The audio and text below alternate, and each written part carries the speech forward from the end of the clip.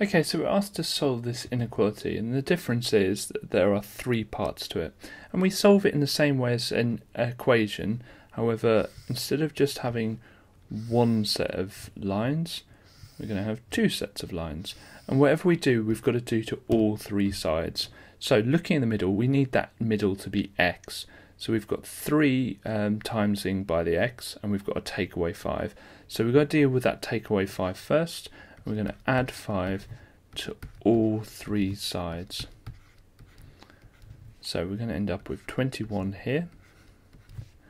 Still got 3x there, and we're going to have 30 there. Now it's a 3x, so we're going to divide all three sides by 3 to get x on its own. So that's going to be 7, x, and 10.